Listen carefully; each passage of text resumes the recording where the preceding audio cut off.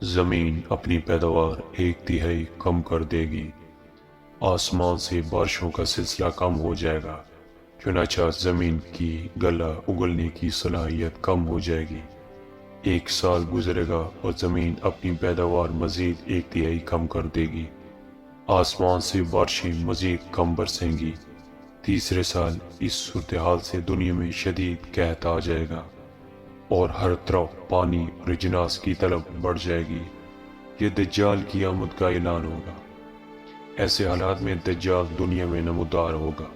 دجال ایک شخص کا نام نہیں، دنیا کے نظام پر ایک سوچ، ایک عذاب اور ایک بہت بڑی آزمائش کا نام ہے۔ اللہ تعالیٰ نے دنیا کی تکمیل کے بعد بنی نوع انسان کو شطر بے مہار نہیں چھوڑا، بلکہ اپنی خاص رحمت ہم انسانوں پہ کی اور اپنے چنیدہ نیک بندوں یعنی رسولوں کے ذریعے سے مسلسل ہدایت کا سلسلہ جاری رکھا۔ جس قوم نے اطاعت کی وہ کامیاب ہوئی، اور جنہوں نے خواہش نفس کی پیروی کی عذاب کا شکار ہوئی۔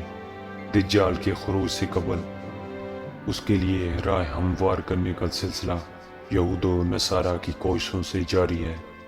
خفیہ اسرائیلی سازشیں تو عرصہ سے جاری ہیں۔ اس کی ظاہری مثال یروشلم میں امریکی سفارت خانہ کے قیام کے اعلان سے دیکھی جا سکتی ہے۔ دجال کو اللہ بہت زیادہ قوت عطا فرمائیں گے۔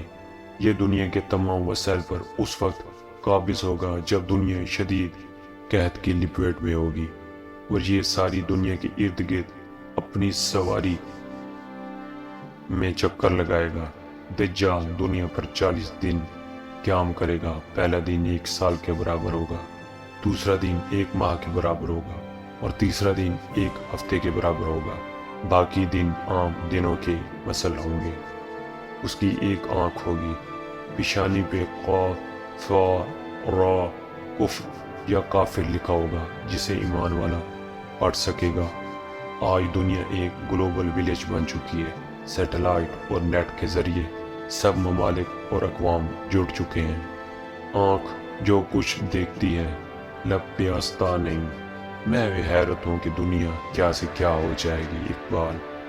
ایک حدیث کے مفہوم کے مطابق دجال کے ہاتھ میں اللہ ایسی قوت دیں گے کہ اس کے حکم پہ آسمان سے بارش اور زمین سے پیداوار حاصل ہوگی۔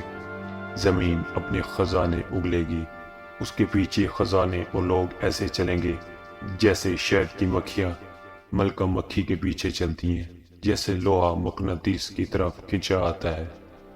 اس کے حکم پر جانور صحت مند ہو جائیں گے، بیمار تندرست۔ یہ کہے گا کہ مجھے رب مانو، پھر اپنے 2 کارندے شیطانوں کو حکم دے گا کہ اس شخص جس سے یہ اس وقت ہم کلام ہوگا کہ والدین کی شکل اختیار کرو۔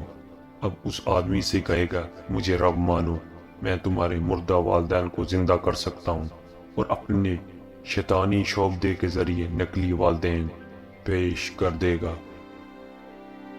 کمزور ایمان والے اس کی باتوں میں آ جائیں گے، جبکہ پختہ ایمان والے کہے گا تو کانا دجال ہے، جس پر اس کو آرے سے چیر دے گا۔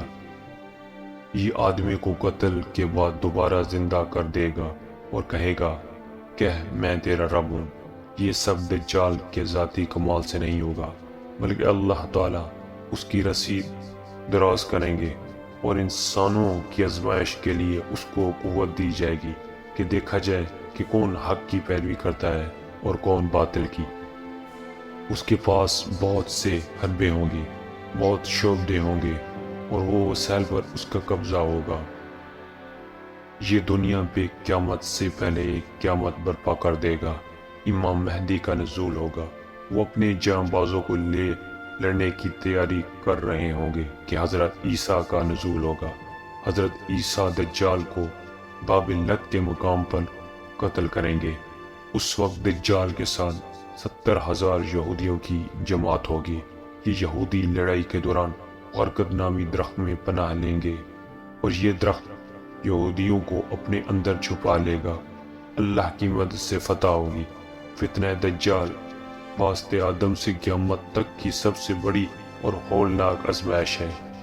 اس سے حضرت محمد صلی اللہ علیہ وآلہ وسلم نے پناہ مانگی اور امت کو محفوظ رہنے کے لیے سورۃ کہف کی پہلی 10 آیات حفظ کرنے کی تلقین فرمائی۔